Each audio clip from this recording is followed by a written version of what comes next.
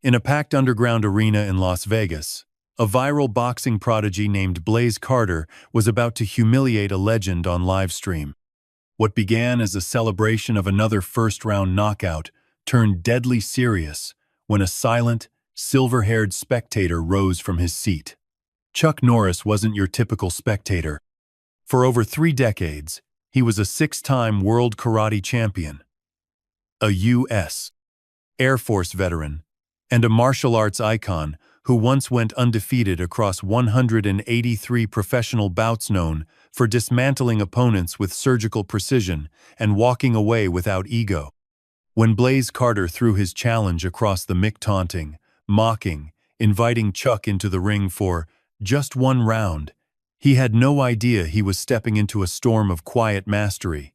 Chuck didn't respond with words. He responded with stillness. And then he moved. What began as showboating became a reckoning. The arena would never be the same after one old fighter reminded the world that true strength doesn't shout, it demonstrates. Before we jump back in, tell us where you're tuning in from. And if this story touches you, make sure you're subscribed, because tomorrow I've saved something extra special for you. The underground arena pulsed with raw energy. Every seat filled, every voice merging into a deafening roar that echoed off concrete walls. Floodlights blazed down onto the elevated ring at center stage, where 2 men circled each other beneath the unforgiving glare. Cameras flashed like lightning as fans shouted from every corner. Some waved banners, others leaned forward on the edge of their seats, eyes locked on the fighters. The night's energy felt alive, almost electric, charged with the promise of something spectacular. In the ring, Blaze Carter bounced on his toes, gloved fists raised, a predatory smile playing across his face. Sweat glistened on his muscled shoulders, catching the light as he weaved and dodged. Across from him, a veteran fighter named Rodriguez moved cautiously, eyes narrowed in concentration. The contrast between them was stark. Rodriguez, disciplined and measured. Blaze, kinetic and showy, each movement designed to provoke reaction. Ladies and gentlemen, Riley Monroe's voice carried through the arena speakers. We're seeing Blaze Carter's trademark pressure. Rodriguez trying to weather the storm, but Carter's giving him no space to breathe. Ringside, Max, the show. Gonzalez shouted instructions, his voice cutting through the noise. Work him, Blaze. Show him what you got. His gold chains caught the light as he gestured wildly, every bit the showman his fighter was. Blaze feinted left, then unleashed a lightning-fast combination jab, cross, hook, that sent Rodriguez stumbling backward. The crowd erupted. Blaze didn't pursue immediately, instead turning to the audience with arms spread wide, inviting their adoration. They gave it willingly, a wave of cheers washing over him. Look at this display of confidence. Riley's commentary continued, a note of something like disapproval barely detectable beneath her professional tone. Some might call it arrogance, but you can't argue with results. Carter remains undefeated through 14 professional bouts, 12 by knockout. Rodriguez recovered, setting his stance again. Determination hardened his features as he moved back into range. But Blaze was already in motion, dancing forward with the fluid grace of natural talent, honed to lethal precision. Another combination. This one ending with a vicious uppercut that connected with Rodriguez's jaw. The sound of impact echoed through the arena. Rodriguez dropped like a stone. The referee dove between them, waving his arms as medics rushed in. But Blaze was already celebrating, parading around the ring, with his arms raised high. His eyes swept the crowd, drinking in their reaction, some fans screaming wildly, others exchanging uneasy glances at the brutal efficiency of the knockout. And that's it. Another first-round finish for the phenomenon known as Blaze Carter, Riley announced, her voice competing with the roaring crowd. His 15th straight victory, and perhaps his most impressive yet. Blaze grabbed the microphone from the ring announcer, his breath coming in heavy bursts but his voice strong. That's how it's done, people. That's how a real champion handles business. He strutted across the canvas, chest heaving, grinning wide as he looked out over the screaming fans. 15-0! Who's next? Who's got the guts to step up? Max slipped between the ropes, clapping Blaze on the shoulder, whispering something in his ear while pointing toward the expensive seats at ringside. Blaze's gaze followed the gesture, settling on a figure sitting quietly amid the chaos. Unlike the celebrities and influencers who packed the VIP section all designer clothes and attention-seeking gestures, this man sat with a stillness that seemed almost foreign in the frenetic atmosphere. Chuck Norris. His presence was understated but unmistakable: silver hair, weathered face, eyes that missed nothing. He wore simple clothes, dark jacket, button-up shirt, no flashy accessories. He watched the celebration without expression, one hand resting loosely on his knee, the other by his side. No applause, no reaction, just focused observation. Blaze's grin widened as his eyes locked onto Chuck. He wiped sweat from his brow with the back of his glove, then raised the microphone again. Well, well, well. His voice rang out, silencing much of the crowd as heads turned to follow his gaze. Look who came to see how real fighting's done these days. He pointed directly at Chuck. Chuck Norris, ladies and gentlemen. The man, the myth, the relic. Gasps rippled through the audience. Phones lifted higher, cameras swiveling toward Chuck, who remained perfectly still, face impassive. Hey Chuck, Blaze called out, pacing the ring like a showman working his audience. I grew up watching your movies, man. All that spinning kick Hollywood stuff. He mimicked an exaggerated karate move, drawing laughs from portions of the crowd. But this is 2025, old-timer. This is how we do it now. He gestured to the fallen Rodriguez, who was being helped to his feet by medical staff. Max grinned beside him, clearly loving the viral moment unfolding. He leaned in, whispering again, and Blaze nodded, his smile growing predatory. Tell you what, Chuck, Blaze continued, voice dropping to a theatrical challenge. Since you came all this way, why don't you step in here? One round. You and me. Let's see if those movie moves work in a real ring. The arena erupted, shock, excitement, and disbelief cascading through the crowd in waves. Some fans stood, pointing their phones at Chuck, eager to capture his reaction. Others began a chant that quickly spread. Chuck! Chuck! Chuck! Through it all, Chuck Norris remained motionless. His eyes sharp, clear, penetrating, stayed fixed on Blaze. No anger flashed across his features. No offense taken. No indication that the challenge had registered at all beyond quiet acknowledgement. Riley Monroe leaned forward in the commentary booth, her voice hushed as she addressed her broadcast partner. Is he serious? Blaze Carter just challenged Chuck Norris, martial arts legend, former world champion, to step into the ring. She shook her head slightly. This is unprecedented. Blaze, feeding off the crowd's energy, grew bolder. What's the matter, Chuck? Age finally catch up with you? He turned to the audience with arms spread wide. See, this is the difference between then and now. We back up our talk. We don't just play fighters on TV. Max was practically bouncing with excitement, already imagining the social media explosion, the interview requests, the sponsorship opportunities that would follow.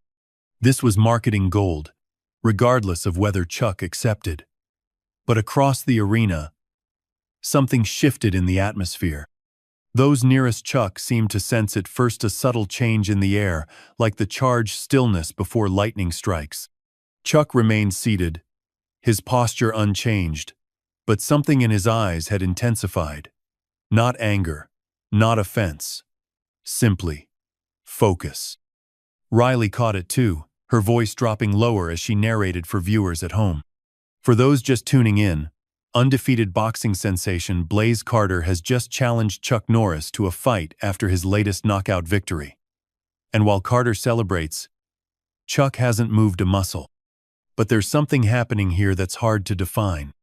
a presence that's somehow filling this arena without a single word being spoken. Blaze, still riding high on adrenaline and adoration, missed the subtle shift. He continued playing to the crowd, mimicking karate moves and laughing. "Come on, Chuck. One round. I'll even let you throw the first punch." The chants grew louder. "Chuck! Chuck! Chuck!" The arena throbbed with anticipation, phones recording every second. And then, without fanfare or dramatic gesture, Chuck Norris stood. The simple action sent an immediate ripple through the crowd. Conversations died mid-sentence. The chanting faltered, then stopped. Even Blaze paused his theatrics, watching as Chuck removed his jacket with slow, deliberate movements and handed it to a nearby security guard. Chuck hadn't spoken a word, hadn't acknowledged the taunts or the challenge. He simply stood and began walking toward the ring, his pace unhurried, his gaze never leaving Blaze. "Ladies and gentlemen," Riley whispered into her microphone, the hushed tone of someone witnessing history, "Chuck Norris is approaching the ring." The crowd parted before him, fans stepping back almost reverently, phones raised to capture every step. No one spoke. The arena, so deafening moments before, had fallen into an anticipatory hush. Blaze watched Chuck's approach, his smile faltering slightly before he caught himself, forcing the cocky grin back into place. He turned to Max, who gave him an enthusiastic thumbs up despite the visible uncertainty in his eyes. As Chuck reached the ring steps, Marcus Denton, the referee, moved forward as if to intervene, then stopped. Something in Chuck's calm demeanor made formal introductions or explanations seem unnecessary. Marcus simply nodded and stepped aside. Chuck climbed through the ropes with the fluid ease of a man half his age, his movements economical and precise. He stepped onto the canvas and stood still, facing Blaze across the ring. No stance, no guard raised, just quiet presence. Blaze found his voice again, though it carried a slight tremor beneath the bravado. "So the legend accepts." He played to the crowd, though their reaction was more subdued now, anticipatory rather than frenzied. "One round, old man. Hope you remember how to fall." Chuck said nothing. His silence was more eloquent than any trash-talk stillness that seemed to expand, filling the ring with unspoken gravity. Riley's voice cut through the tension, though she spoke barely above a whisper. "What we're witnessing is more than a challenge accepted. It's a collision of eras, of philosophies." Blaze Carter represents the loud, brash face of modern combat sports all flash and social media savvy. And standing across from him is Chuck Norris, embodiment of an age when martial arts was about discipline first, spectacle second. The contrast couldn't have been more stark. Blaze, still sweaty from his previous fight, bouncing on his toes, unable to stay still. Chuck, composed and motionless, conserving energy, giving nothing away. Max shouted from the corner, "Show him how it's done, Blaze. First round knockout, just like always." But Blaze wasn't smiling anymore. Something in Chuck's quiet confidence had finally penetrated his armor of arrogance. For the first time that night, perhaps the first time in his career, doubt flickered across his face. The crowd sensed it too.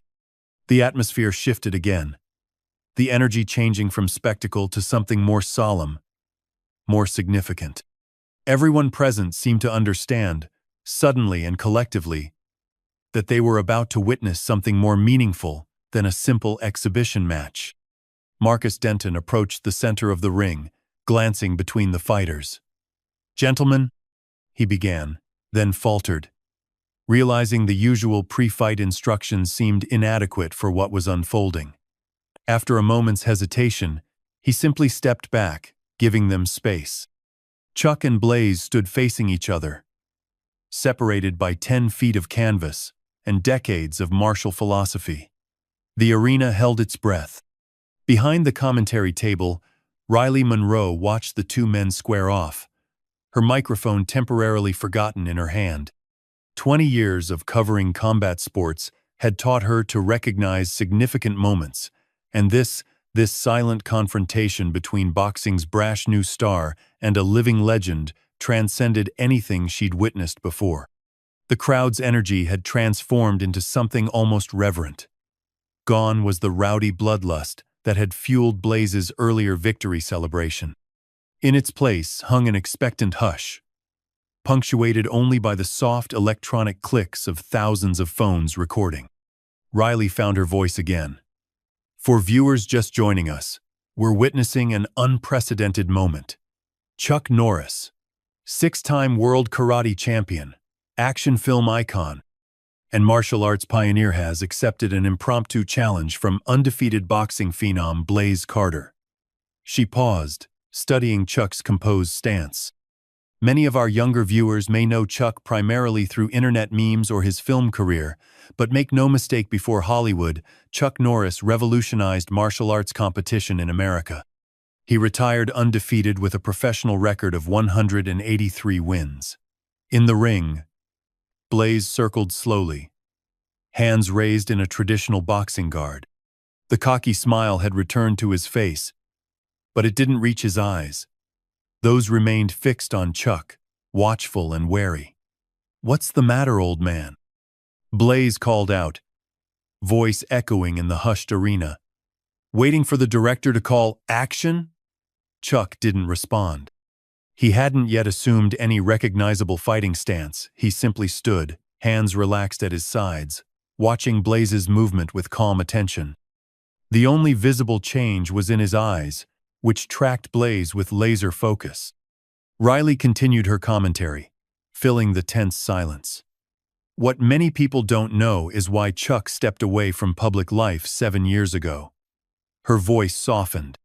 After losing his top student, Miguel Sanchez, in a senseless street altercation, Chuck retreated from both Hollywood and the martial arts community.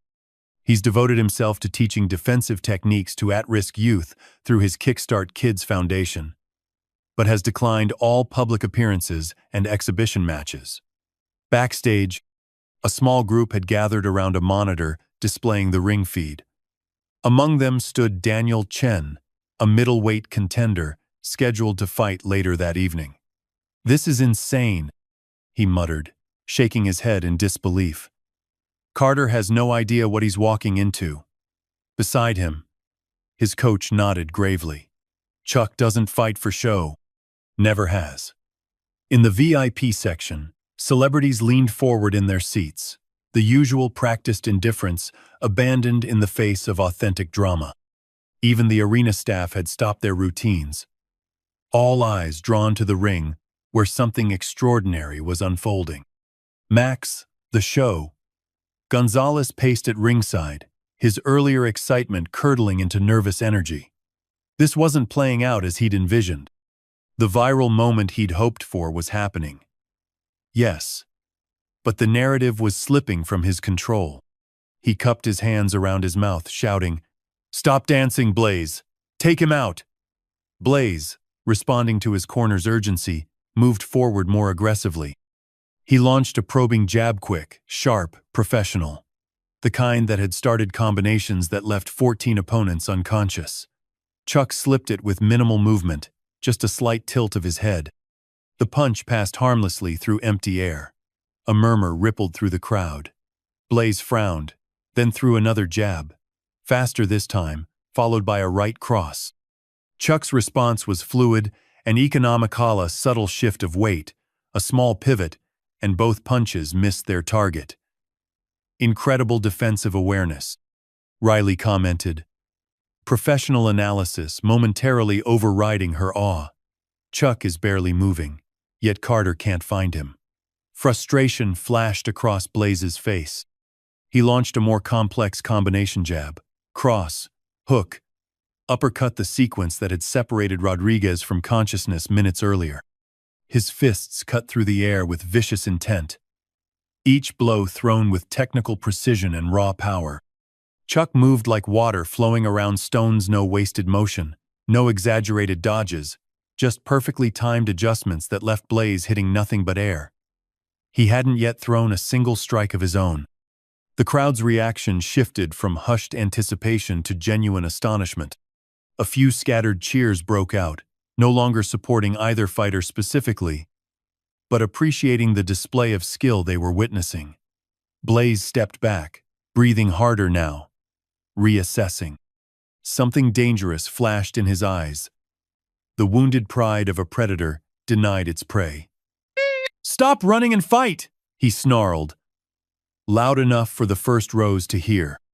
For the first time since entering the ring, Chuck's expression changed, slightly, not a smile, exactly, but a subtle softening around the eyes. Recognition, perhaps, of the young fighter's fundamental misunderstanding. Telling and preparing this story took us a lot of time. So if you are enjoying it, subscribe to our channel. It means a lot to us. Now back to the story. Then, with the same unhurried deliberation that had characterized his every movement, Chuck shifted his weight and assumed a fighting stance. Not the high guard of a boxer, but the balanced, centered posture of traditional martial arts, feet grounded. Hands positioned for both defense and offense. Whole body aligned and integrated. Riley's commentary grew hushed again. And there it is. For those familiar with Chuck's competitive style, this is the stance from which he launched the devastating kicks and strikes that made him a 6-time world champion. A tangible change swept through the arena. Even those with no martial arts knowledge could sense the shift, the potential energy gathering like a storm cloud. In his corner, Max recognized it too. "Move, Blaze!" he shouted, panic edging his voice. "Don't stand in front of him." Too late. Blaze, interpreting Chuck's stance as an invitation, charged forward with a thunderous right hook aimed at the older man's temple. What happened next occurred so quickly that many spectators would later need to watch replays to fully comprehend it. Chuck's block intercepted Blaze's punch before it gained momentum. Simultaneously, his other hand delivered a straight strike to Blaze's sternum knot.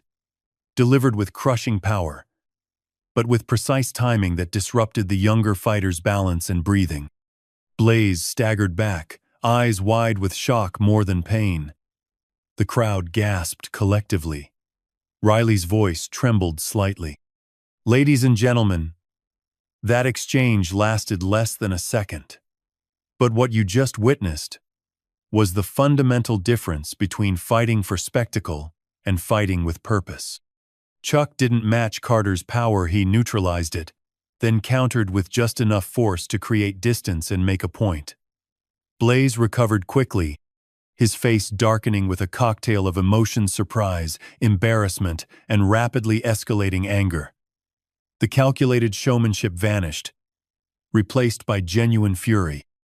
He reset his stance and moved in again, this time with less finesse and more raw aggression. Chuck waited, perfectly balanced, neither advancing nor retreating. In the commentary booth, Riley's broadcast partner leaned closer to her. "Has Chuck ever competed under boxing rules? Carter's in his element here." Riley shook her head slightly. "That's what makes this so fascinating. Chuck isn't trying to outbox Carter, he's demonstrating something more fundamental about combat itself." Back in the ring, Blaze launched another barrage, a flurry of hooks and uppercuts thrown with bad intentions. The crowd roared as Chuck parried the initial strikes, but a glancing blow caught his shoulder. Blaze, sensing opportunity, pressed forward, loading up a haymaker aimed at Chuck's jaw. The punch never landed. Chuck stepped inside Blaze's guard and delivered 3 rapid strikes, palm heel to the chest, open hand to the chin, elbow to the shoulder. None thrown with full power, but each landing with surgical precision on nerve centers and balance points. Blaze folded like a marionette with cut strings, dropping to one knee, his expression a mask of confusion and disbelief. The arena erupted. Fans leapt to their feet, phones raised high. Capturing the moment, a social media heavyweight encountered authentic martial prowess. The chant began again, louder now. Chuck! Chuck! Chuck! Marcus Denton, the referee, stepped forward, then hesitated. This wasn't a sanctioned bout with clear rules. He looked questioningly at Chuck, who gave a slight nod of reassurance. This wasn't about injury or domination. It was about demonstration. Max threw his towel into the ring, shouting incoherently. But Blaze waved him off, struggling back to his feet. Pride overrode caution. He wouldn't be humiliated in front of his followers, his sponsors, his cultivated audience. He raised his gloves again, but the confident smirk was gone, replaced by grim determination. Remarkable, Riley whispered into her microphone. Carter's never been knocked down before. Yet Chuck put him on the canvas with techniques designed not to injure, but to educate, to reveal vulnerabilities. This isn't a fight, it's a master class. In the ring, something had changed in Blaze's eyes. The blind confidence had been replaced by something more primal, the desperate fury of a man confronting the collapse of his self-image. He stalked forward, abandoning technique entirely, throwing wild punches aimed to hurt, to demolish, to destroy the threat to his carefully constructed persona. Chuck's response was neither anger nor escalation. If anything, his movements became even more controlled, more measured. He evaded the worst of Blaze's onslaught with subtle shifts and turns, absorbing glancing blows on his forearms and shoulders when necessary, never returning the younger man's fury in kind. When he countered, it was with precise, targeted strikes, a side kick to the knee that disrupted Blaze's forward momentum, a straight punch to the solar plexus that expelled air from his lungs, a sweep that momentarily unbalanced him without causing him to fall. Each technique, a lesson. Each movement, a statement about efficiency over spectacle. The crowd's reaction had evolved beyond simple spectatorship.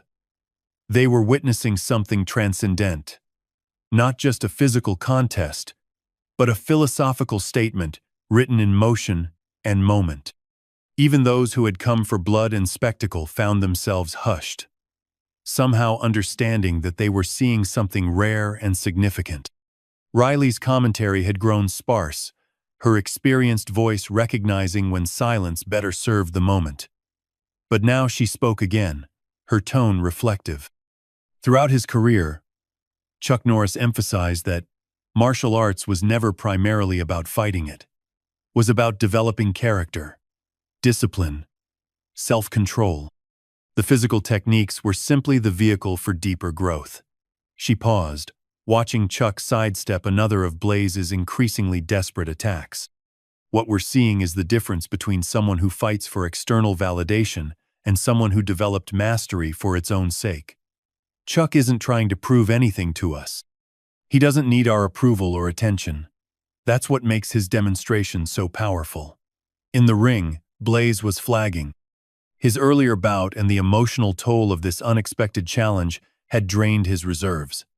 Sweat poured down his face, his breathing ragged, his movements growing slower and more predictable. Yet still he came forward, unwilling or unable to accept the lesson being offered. Chuck, by contrast, appeared virtually unchanged from when he'd entered the ring. His breathing remained steady, his movements fluid and purposeful. No wasted energy, no unnecessary flourishes. The stark contrast between them told its own story. One man who fought for show, burning himself out with excess. Another who had built his foundation on efficiency, demonstrating its effectiveness. Max was screaming from the corner, his voice hoarse with desperation. Back him up, Blaze. Cut off the ring. Don't let him breathe. But it was Blaze who couldn't breathe, who couldn't find space or opportunity as Chuck continued his measured, methodical dismantling of the younger fighter's technique and confidence. Then came the moment everyone present would remember long after the videos went viral. The moment that would be analyzed in dojos and gyms around the world. Blaze, summoning his remaining energy, launched a last, frenzied attack, a wild overhand right thrown with every ounce of his considerable power. The kind of desperate punch that, if it landed, could change the narrative instantly. Chuck didn't evade this time. Instead, he stepped forward, into the path of the blow. His left hand rose to intercept Blaze's wrist, while his right delivered a single, perfect strike to the younger man's jaw. Not thrown with hatred or excessive force. Not designed to injure or concuss. Simply the precisely correct technique, applied at exactly the right moment, with exactly the necessary power. Blaze froze mid-motion, eyes glazing over, legs suddenly uncooperative. Then he collapsed to the canvas in a heap, consciousness temporarily departing. The arena fell silent, a collective intake of breath held in suspended animation. Chuck stood over the fallen fighter. No triumph in his posture, no celebration or gloating. After ensuring Blaze wasn't seriously hurt, he simply turned and walked toward the ropes. The silence broke. The crowd erupted in thunderous appreciation, not the bloodthirsty roar that had greeted Blaze's earlier knockout, but something more profound. Recognition, respect, wonder. As Chuck stepped through the ropes, the chant began again, rolling through the arena like a wave. Chuck, Chuck, Chuck. He acknowledged it with a slight nod. Nothing more. No raised arms, no played-up victory celebration. Just quiet dignity as he retrieved his jacket and started toward the exit. Riley's voice, thick with emotion, cut through the noise. We came expecting spectacle, and we received wisdom instead. Chuck Norris just reminded an entire generation that true strength has never been about who shouts the loudest. As Chuck disappeared backstage, leaving behind a stunned arena and a fallen social media star, Riley's words hung in the air. Some lessons can't be taught with words. Some truths can only be demonstrated. 20 minutes had passed since Chuck Norris had disappeared through the exit tunnel, leaving behind a fallen champion and an arena buzzing with disbelief. Blaze Carter sat on a medical table backstage, an ice pack pressed against his jaw, eyes fixed on the floor. The physician had cleared him no concussion, no serious injury, but something fundamental had been rattled loose inside him. Max paced the room, phone pressed to his ear, voice oscillating between anger and excitement. Are you seeing these numbers? It's exploding. Every platform, trending worldwide. He glanced at Blaze. We need to capitalize on this. Rematch angle. The comeback narrative. People love. Shut up, Max. Blaze's voice was quiet but sharp enough to cut through his manager's frenzy. Just. Shut up for a minute. Max blinked, unused to being silenced. He lowered his phone, studying his fighter with growing concern. Look, this isn't the end of the world. We spin it right. This could be the best thing that ever happened to your brand. The humbling. The learning moment. Audiences eat that redemption stuff up. Blaze didn't respond. He was replaying the encounter in his mind, not just the physical defeat, but the stark revelation it had forced upon him. For years, he'd equated volume with impact, confused attention with respect. Chuck had dismantled more than his fighting technique. He'd exposed the hollowness at the core of Blaze's carefully constructed persona. A production assistant poked her head through the door. 5 minutes until the press conference, Mr. Carter. Max clapped his hands together. Perfect! Let's get out in front of this narrative. He grabbed a clean towel, wiping sweat from his brow. We acknowledge the loss. Show humility. But emphasize you stepped up to a legend when nobody else would. Frame it as a learning experience, not a defeat. Blaze stood, wincing slightly. Physical pain he understood. It was the unfamiliar ache of wounded pride that disoriented him. Is he going to be there, Chuck? Max snorted. Doubt it. Guy vanished like a ghost. No interviews, no statements, nothing. Just walked out and disappeared. He shook his head. Old school. No understanding of media opportunities. Something in Max's dismissive tone sparked a flare of anger in Blaze's chest. For the first time, he heard the emptiness in his manager's endless calculations, the spiritual poverty of their shared approach to fighting all surface, no substance. Outside, in the main arena, the atmosphere had fundamentally shifted. The exhibition card continued other fighters, other bouts, but the energy had changed. The crowd remained unusually subdued, as if collectively processing what they'd witnessed. Conversations in the stands centered on Chuck's demonstration. Phones displayed replays of the brief but profound encounter. Riley Monroe sat in the commentary booth, preparing notes for the upcoming press conference when her producer's voice came through her earpiece. "We've got confirmation. Chuck Norris just arrived at the media room. No warning, no advance notice." Riley's head snapped up. "He's taking questions? That's unprecedented. No information beyond his presence. Camera 3 has the feed now." The monitor before her switched to show the media room, where reporters were settling in for the expected post-fight conference with Blaze. A ripple of surprise moved through the assembled journalists as Chuck entered quietly from a side door, taking a seat at the far end of the conference table. No entourage, no security, just the man himself, composed and still in the same simple clothes he'd worn throughout the evening. Riley grabbed her tablet and hurried from the booth. Whatever was about to happen, she needed to witness it firsthand. By the time she reached the media room, it was packed beyond capacity. Reporters stood along the walls, cameras jostled for position, the air thick with anticipation. Chuck sat alone at the table, hands folded before him, expression neutral as he waited. The door at the opposite end opened. Blaze entered with Max close behind, their entrance lacking the bravado that typically characterized their media appearances. Blaze faltered momentarily when he spotted Chuck. Genuine surprise, registering on his face before he mastered it. He took his seat at the table, several empty chairs between himself and Chuck. Max remained standing behind him, whispering something in his ear that Blaze seemed to ignore. The press conference moderator, clearly flustered by the unexpected dynamics, cleared his throat.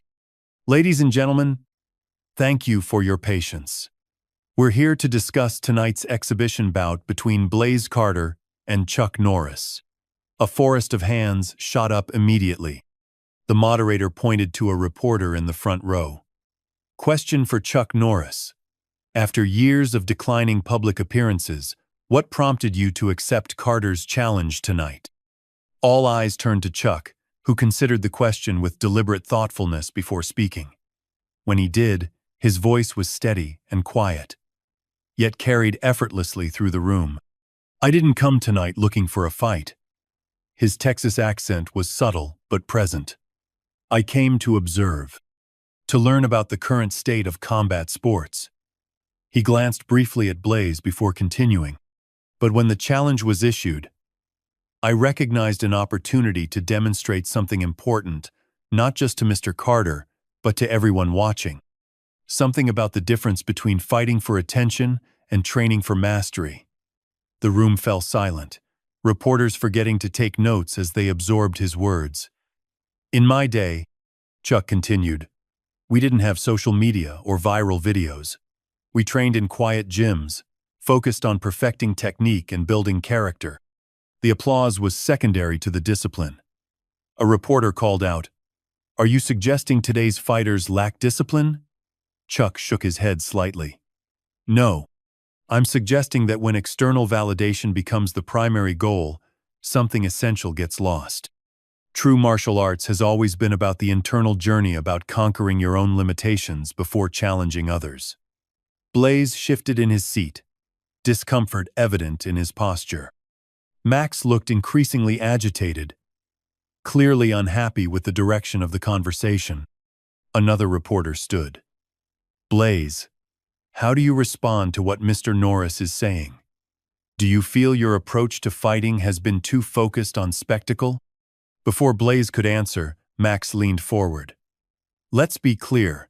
Blaze Carter is the undefeated champion because he delivers what audiences want. Tonight was an exhibition, not a sanctioned bout. Different rules, different... Max. Blaze's voice cut through his manager's defense. Let me answer. The room stilled again. Blaze looked down at his hands for a long moment, then raised his eyes to meet Chuck's steady gaze. I've spent my career chasing likes and views, training for the highlight reel, not for the craft itself. His voice was quiet, but clear. Tonight I learned the difference between looking strong and being strong. Between fighting to be seen and fighting because you've mastered yourself. Max's face contorted with dismay. But Blaze continued. I challenged Mr. Norris because I thought beating a legend would elevate my brand. Instead, he showed me how empty that thinking is. A murmur ran through the assembled media. This raw honesty was so unlike Blaze's carefully crafted public image that many reporters exchanged skeptical glances, wondering if this too was performance. But Riley Monroe, watching from the back of the room, recognized the authenticity in Blaze's voice. This wasn't strategy, it was revelation. Chuck nodded slightly, acknowledgement rather than approval. The path of martial arts is endless.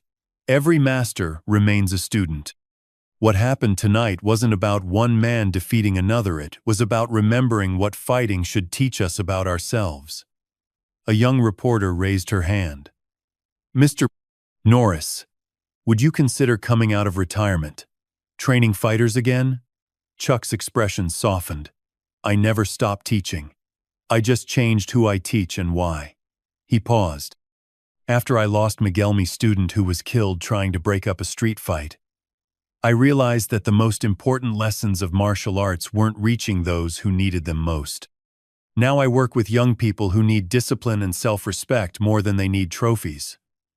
The room quieted at the mention of Miguel. Many present had forgotten or never known about the tragedy that had prompted Chuck's retreat from public life. Violence without purpose or control solves nothing, Chuck continued. True strength is knowing when to fight and when to walk away. It's about developing power and choosing not to abuse it. Blaze was listening intently, something changing in his expression as Chuck spoke, the defensive wall of ego gradually giving way to genuine reflection. A veteran sports journalist stood up. Question for both fighters. Will there be a rematch? Before Max could leap in with promotion talk, Blaze shook his head. No. What happened tonight wasn't a competition, it was a lesson. One I needed to learn. He looked directly at Chuck. I'd like to learn more though. Not for the cameras. For myself. The statement hung in the air. Its sincerity unmistakable. Max's face fell as he realized his fighter was veering dramatically off script, away from the carefully constructed narrative they'd built over years. Chuck studied Blaze for a long moment before responding. My dojo is open Tuesday mornings, 6 a.m. Nothing Moreno flowery invitation, no public declaration of mentorship. Just a simple acknowledgement of Blaze's request. Riley Monroe watched the exchange with growing appreciation for what was unfolding. This wasn't the manufactured drama of promotion packages or social media feuds. This was authentic human connection emerging from conflict, a story as old as martial arts itself. The press conference continued for another 20 minutes, but the essential narrative had already been established. By the time the moderator called for final questions, the story had transformed from a surprising exhibition match into something more profound, a moment of genuine transformation captured in real time. As the conference concluded, reporters surged forward, shouting follow-up questions. Chuck rose quietly and exited through the same side door he'd entered, slipping away from the cameras and microphones with characteristic understatement. Blaze remained seated, ignoring Max's increasingly urgent whispers. His eyes followed Chuck's departure, his expression thoughtful and subdued, so unlike the performative confidence he'd worn like armor throughout his career. When he finally stood to leave, reporters crowded around him. But for once, Blaze Carter had nothing to say. He walked through the press scrum without his usual quips and sound bites, leaving Max scrambling to fill the void with promotional platitudes that suddenly sounded hollow in the wake of what had transpired. In the hallway outside, Riley caught up with Blaze. "Carter," she called, stepping in front of him. "Off the record. Was that real in there? Or is this some new angle you're working?" Blaze stopped, meeting her skeptical gaze. The calculated charm that typically characterized his media interactions was absent. "You saw what happened in that ring." His voice was quiet, meant for her alone. "You can't fake that kind of lesson." Riley studied him, her journalistic instincts searching for the performance beneath the sincerity. But what she saw was a young man genuinely shaken not just by physical defeat, but by the confrontation with his own carefully constructed mythology. "Tuesday morning," she said. "Will you actually show up?" A flicker of the old defensiveness crossed his face, then faded. "I don't know yet," he admitted. "Part of me wants to. Part of me is." He trailed off, unable to articulate the complex emotions churning beneath the surface. Riley nodded, understanding. "Scared?" "Ashamed," Blaze corrected. "There's a difference." With that, he moved past her, leaving Max to handle the remaining press inquiries. For the first time since his meteoric rise began, Blaze Carter walked alone. No entourage, no cameras tracking his exit, just a fighter confronting the vast gap between the image he'd projected and the man he actually was. Tuesday arrived, with the particular clarity of desert dawns, the Las Vegas sky transitioning from black to deep blue to the pale gold of early morning. The Strip still glittered in the distance, but its neon excess seemed muted now, relevant to a different world than the one Blaze Carter entered as he pulled his car into the small lot behind an unassuming building in the city's older district. The sign was simple: Norris Traditional Martial Arts. No flashy graphics, no promotional images of the legendary fighter whose name it bore, just clean lettering against a plain background. Blaze sat in his car for several long minutes, engine off, hands resting on the steering wheel. The past 72 hours had been a storm of conflicting pressures. Max had alternated between fury and calculated opportunism, first berating Blaze for going off message, then presenting a comprehensive strategy for leveraging the loss into a redemption narrative. Sponsors had called with thinly veiled concerns about brand alignment. Social media notifications had poured in by the thousand, some mocking, others supportive, all demanding his response. Blaze had answered none of them. For the first time in years, he disconnected, turned off his phone, avoided interviews, declined appearances. The constant noise that had surrounded him since his rise to prominence had suddenly become unbearable, a cacophony that drowned out something essential he was struggling to hear within himself. Now, in the quiet of early morning, that inner voice was clearer.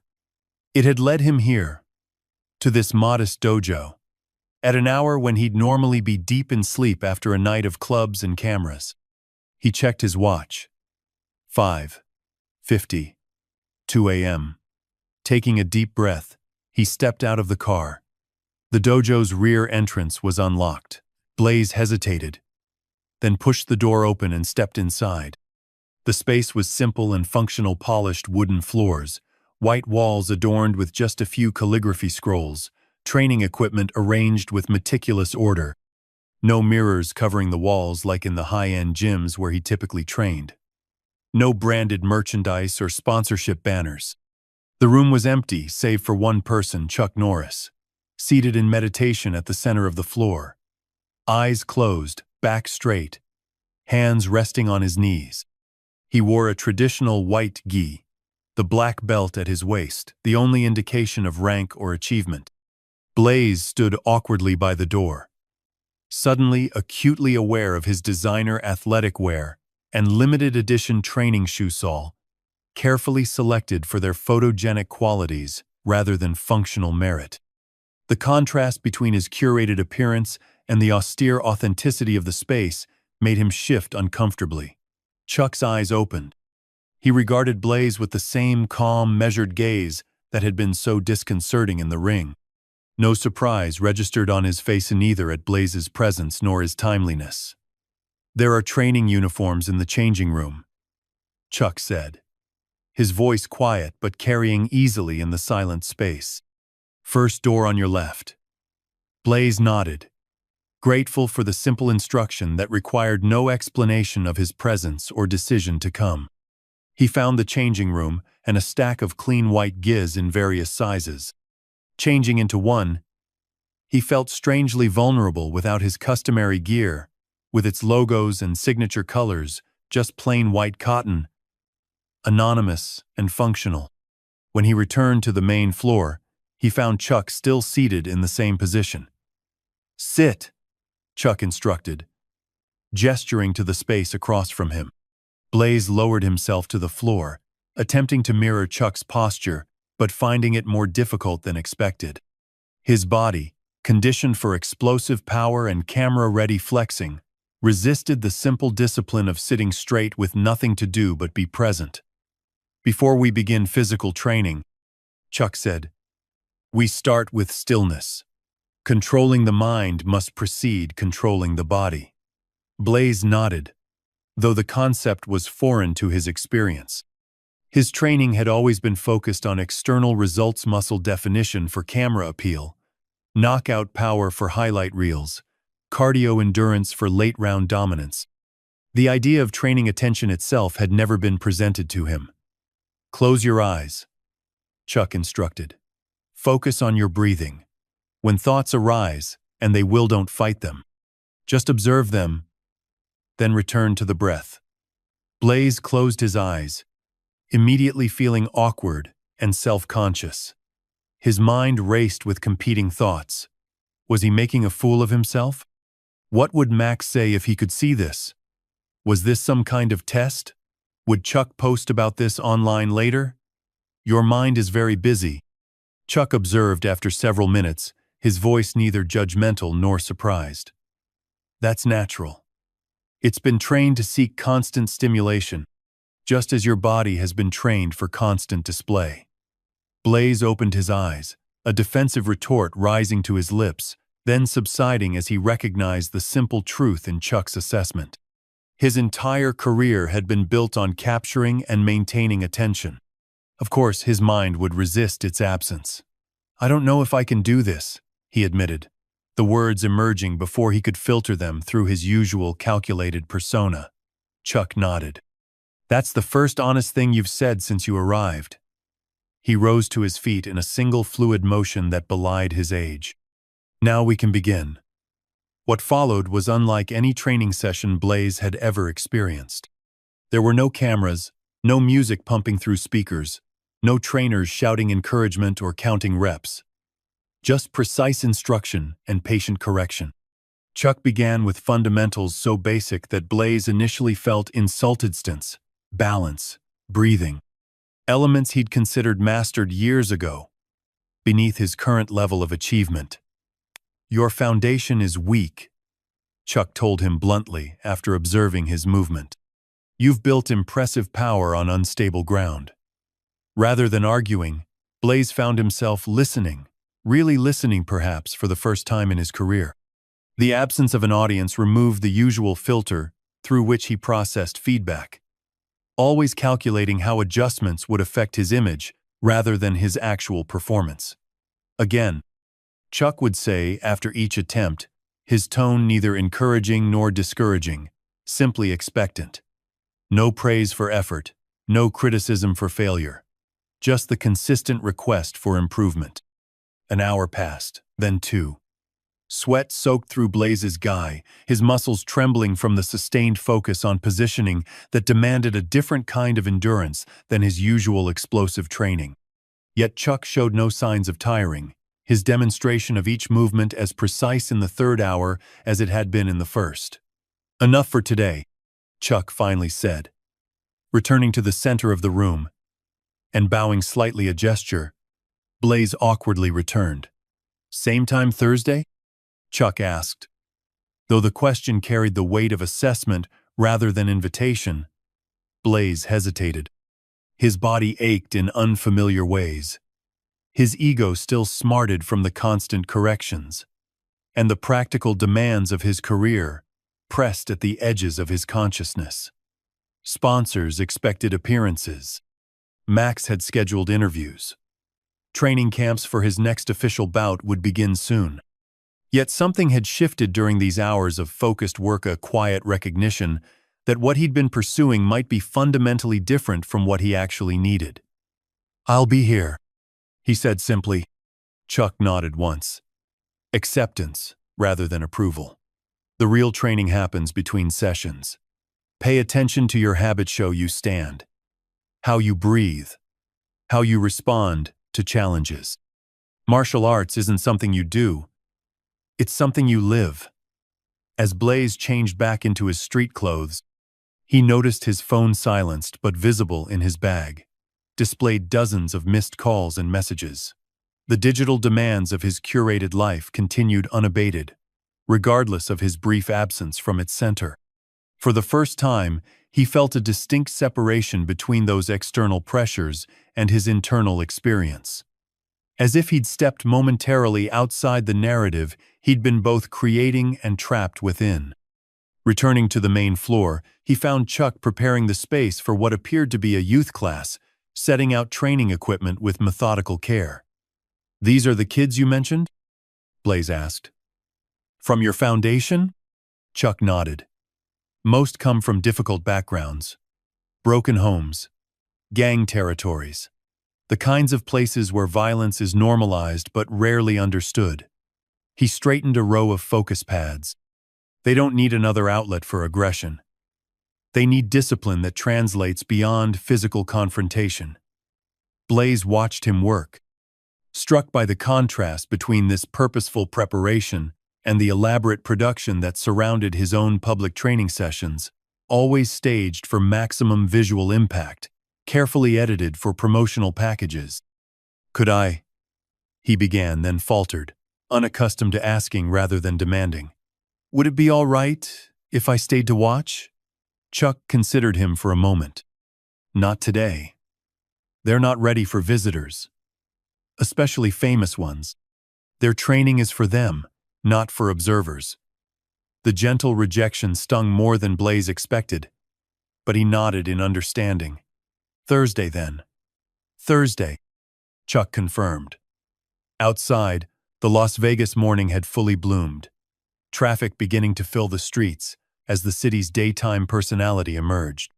Blaze sat in his car again, in no hurry to rejoin the world that awaited him: the interviews, the sponsorship obligations, the carefully constructed persona that had begun to feel like a cage rather than a vehicle. His phone buzzed insistently. Max's name flashed on the screen, along with a text preview. "Where are you? Fox Sports is wait." Blaze started the engine but didn't immediately pull away. He found himself watching the dojo entrance, where a small group of teenagers had begun to arrive, the polished, privileged youth who typically sought training at prestigious academies, but kids with the wary eyes and defensive postures of those who'd seen too much, too young. They greeted Chuck with a mixture of respect and familiarity as he welcomed them inside. No cameras documented their arrival. No social media celebrated their participation. Just quiet, consistent work happening beyond the spotlight. Blaze put his phone on silent and drove away, his mind unusually quiet, focused on the lessons that had nothing to do with fighting and everything to do with living. 2 months passed.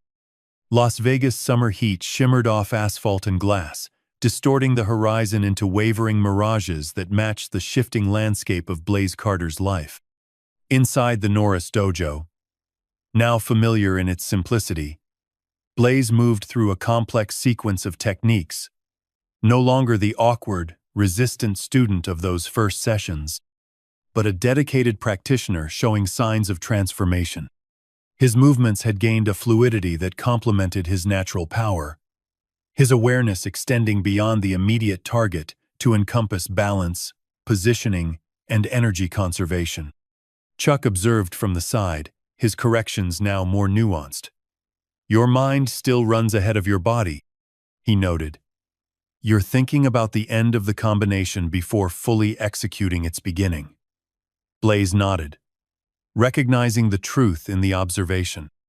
It paralleled a pattern in his broader life, always focused on outcomes, on future glory, rarely present in the moment of actual experience.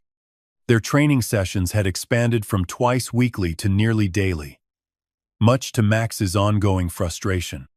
The manager's initial dismissal of Blaze's Zen phase had hardened into genuine concern as his fighters' priorities visibly shifted away from the promotional machine they'd built together. Sponsorship appearances were declined or rescheduled. Social media posts became sparse and thoughtful, rather than constant and provocative. Training footage, once a staple of Blaze's brand, was no longer shared with millions of followers.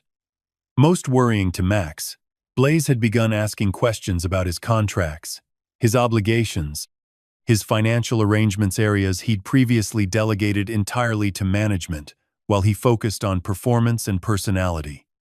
Today marked a significant juncture in this evolving narrative.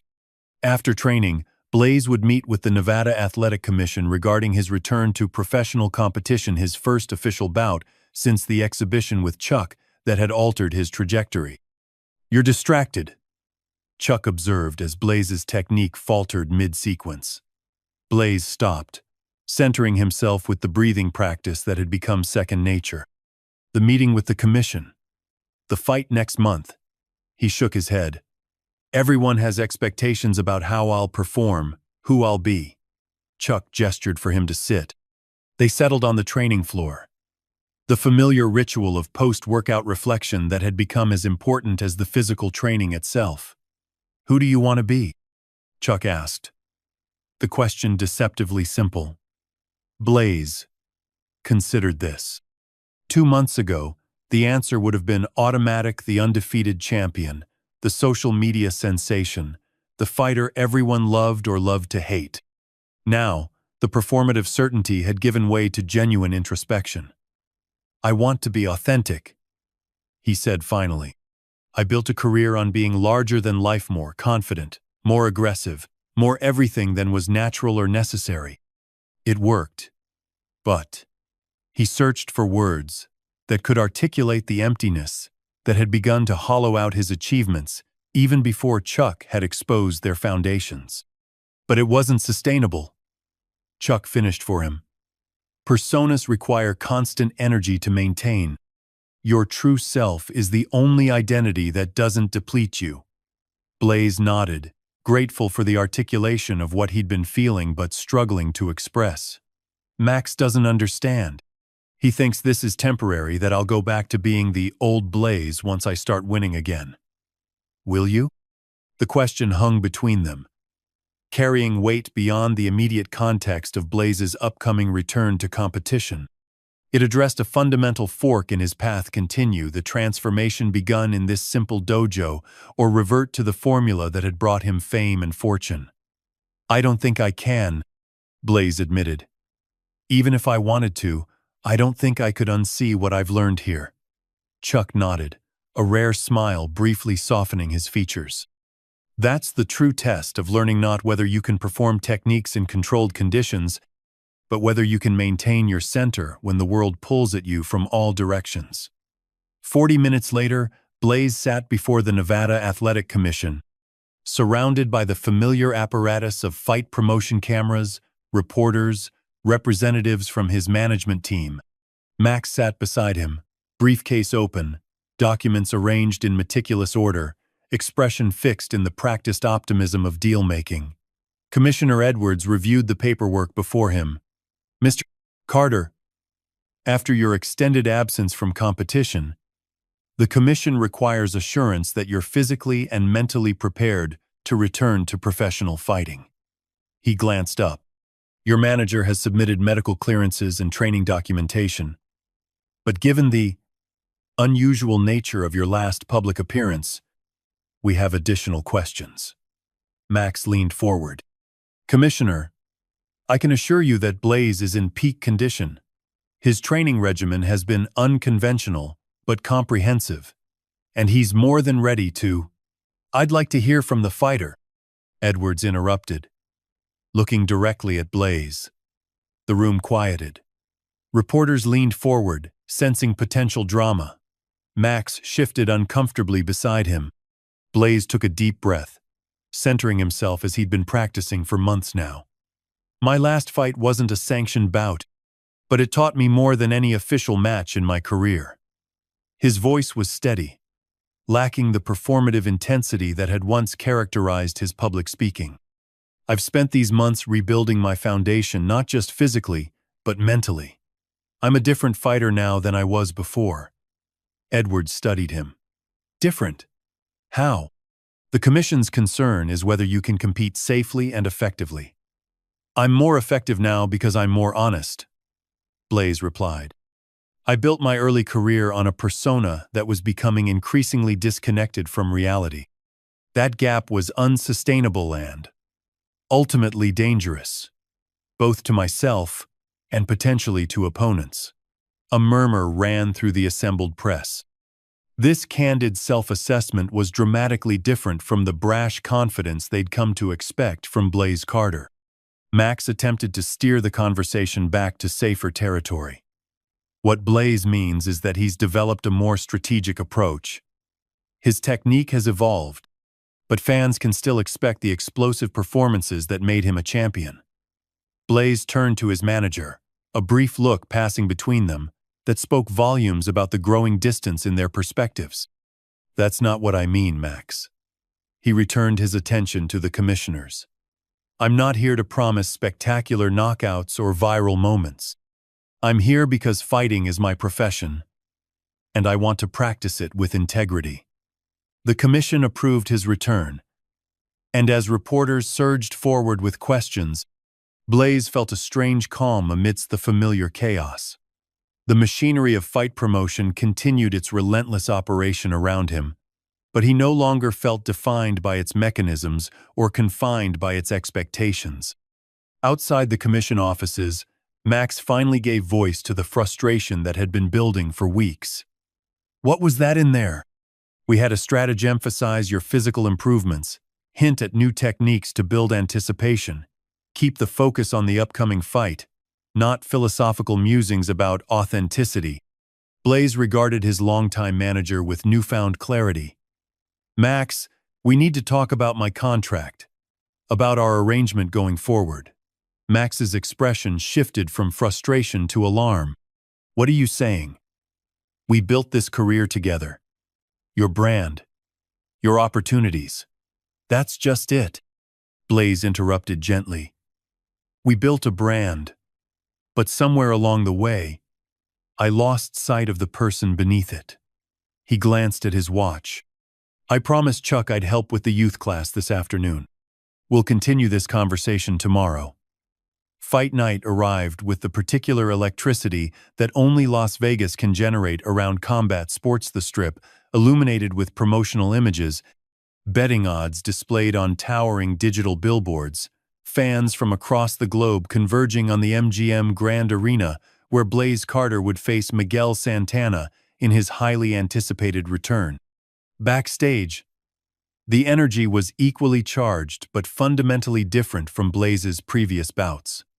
Gone was the entourage of hangers-on and social media coordinators that had once filled his dressing room. Gone, too, was the carefully curated pre-fight soundtrack, designed to project aggression and dominance. Instead, Blaze sat quietly with his reduced Tima Cutman, a second, and to everyone's surprise, Chuck Norris, who stood in the corner observing the preparations with characteristic calm.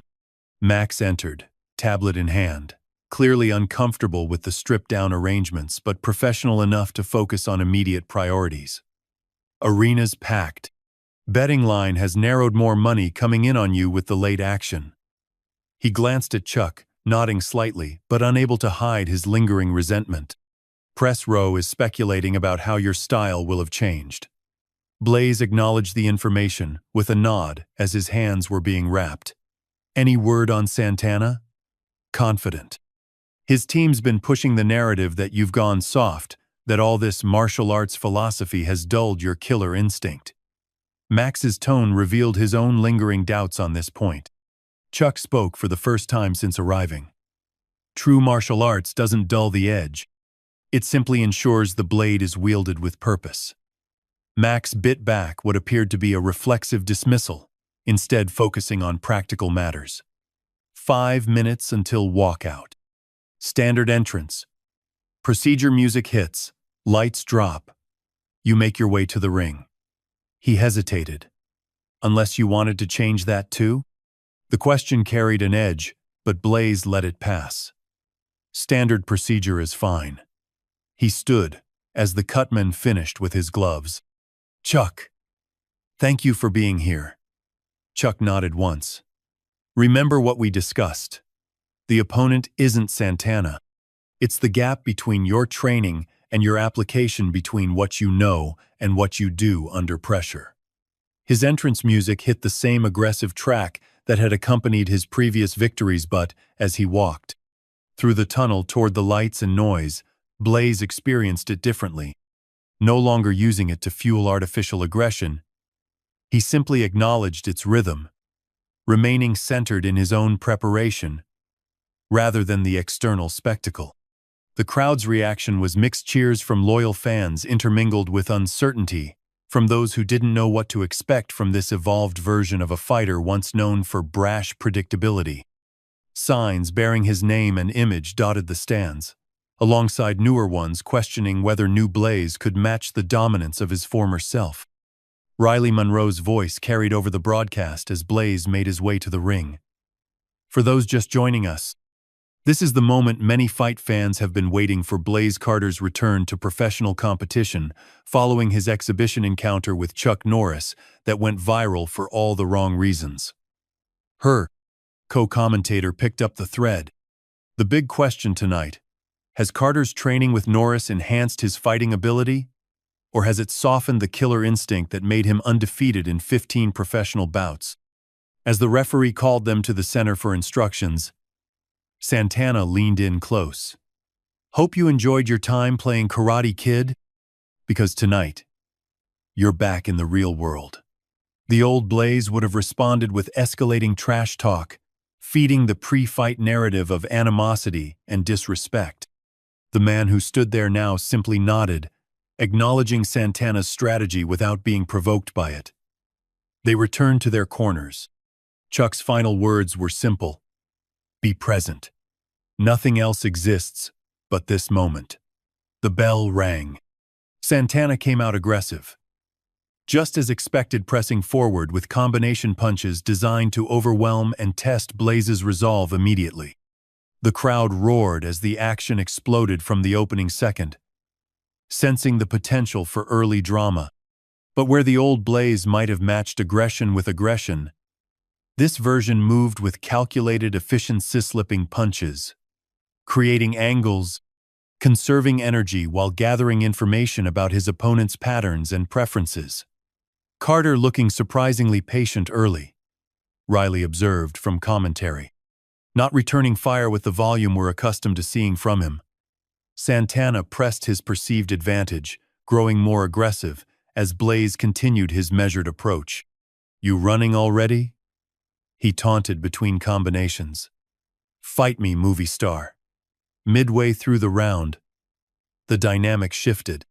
Having established Santana's rhythms and tendencies, Blaze began timing his counters, not wild exchanges, but precise, targeted strikes that landed with noticeable effect.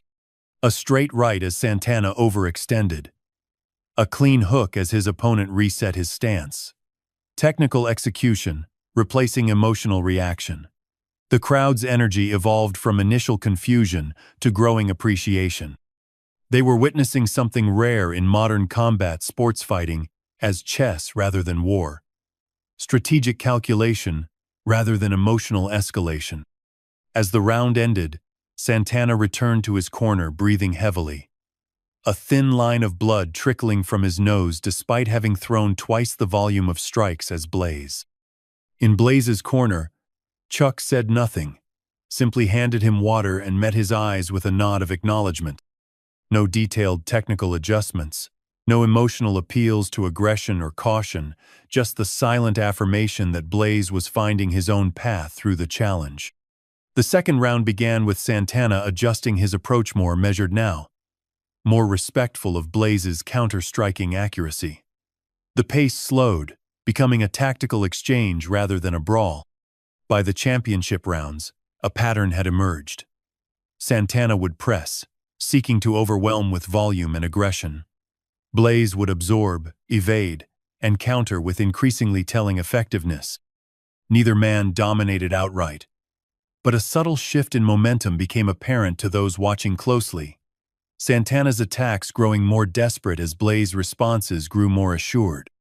In the final round, with the fight outcome still balanced on a razor's edge according to most observers, Santana made his decisive error, overcommitting to a combination, leaving himself exposed for a fraction of a second longer than previous exchanges. Blaze saw the opening with the heightened awareness that had become his focus these past months. His counter was not the wild haymaker of his previous fighting style, but a technically perfect cross delivered with full commitment, body and mind, aligned in singular purpose. The punch landed flush. Santana froze momentarily, eyes unfocused, then collapsed to the canvas. The arena erupted. The referee waved off the count immediately, medical staff rushing into the ring as Blaze stepped back. His expression not triumphant gloating but quiet acknowledgement of the moment's gravity. As the official decision was announced, winner by knockout, Blaze Carter. The response was deafening. Fans who had come expecting either the old showboating Blaze or a diminished fighter found themselves celebrating something else entirely authentic: excellence, without the need for theatrical embellishment. In his corner, Chuck remained characteristically understated, offering a simple nod that carried more weight than effusive praise. No wild celebrations, no leaping on the ropes, just the quiet satisfaction of purpose fulfilled. Max rushed into the ring, already calculating the promotional opportunities of this spectacular comeback, but found Blaze's attention elsewhere. The fighter knelt beside Santana, who was regaining consciousness under medical supervision, and offered his hand in genuine respect. "Great fight," Blaze said simply. "You pushed me to be better." Santana, still dazed but cognizant, studied him with confusion that gradually gave way to recognition. "You're not the same fighter," he managed. "No," Blaze agreed. "I'm not." The post-fight interview captured the essence of the transformation. When asked about his impressive performance, Blaze's response revealed how deeply his perspective had shifted. "Tonight wasn't about proving I'm better than Santana," he said, his voice steady and thoughtful where it had once been brash and calculated. "It was about proving to myself that real strength comes from alignment, when your mind, body, and spirit work together instead of against each other." He glanced toward Chuck, who stood quietly at the edge of the cage. "I had to lose everything I thought I knew about fighting to find out what it actually means to be strong, and I'm grateful for that lesson." The cameras caught Chuck's subtle nod of acknowledgement, a moment of genuine connection that transcended the spectacle surrounding them.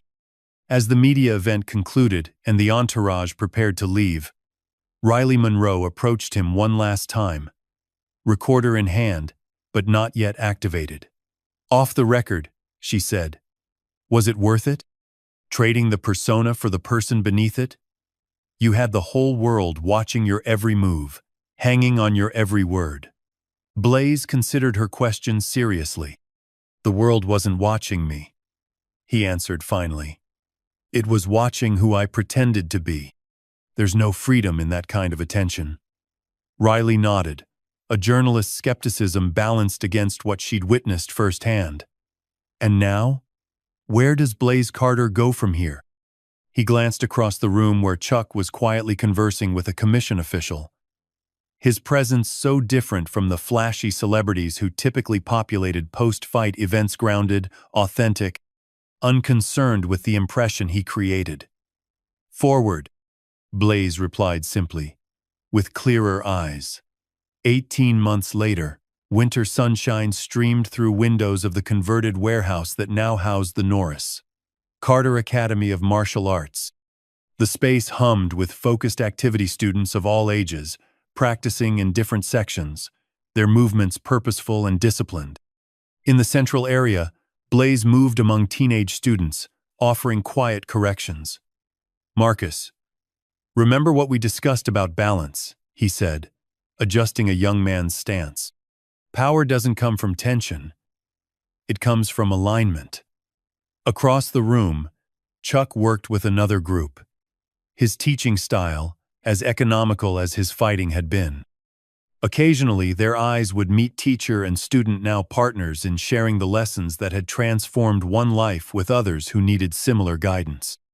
The academy represented the most visible evidence of Blaze's evolution, but not the only one. His professional career had continued 3 more fights, 3 more victories, each characterized by the measured excellence that had replaced his theatrical style.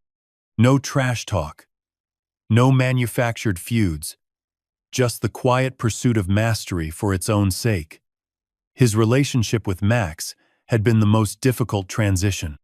After months of tension, they had parted ways professionally. Max, continuing to represent fighters who shared his vision of combat sports as entertainment first, Blaze choosing management more aligned with his evolved priorities.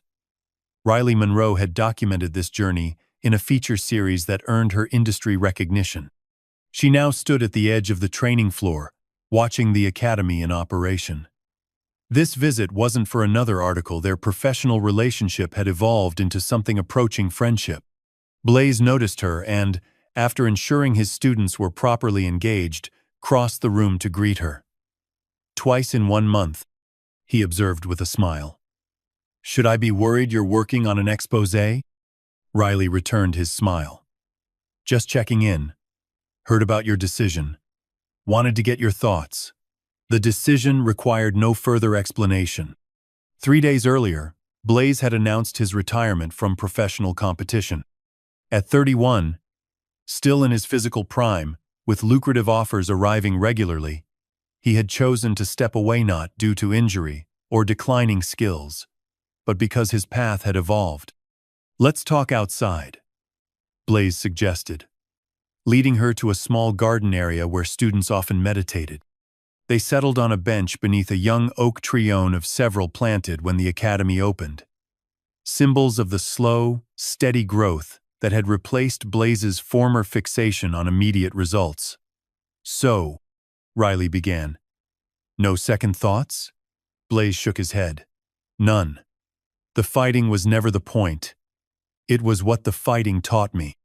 Now I can pass those lessons on without the distractions of professional competition. The purses, the fame, the platform, those aren't small distractions," Riley observed, noting the magnitude of what he was walking away from. "They became chains," Blaze replied. "Every contract, every promotional obligation. They all pulled me away from what matters most. The real work happens here, with these kids." Riley nodded, understanding. "Chuck seems pleased." Blaze smiled. In his understated way, he never pushed me toward retirement, never suggested my professional career was incompatible with what I was learning. He just kept pointing me toward the deeper questions, trusting I'd find my own answers.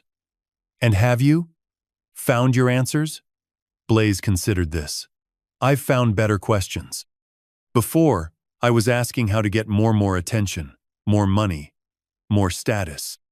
Now I'm asking how to be more present, more authentic, more useful."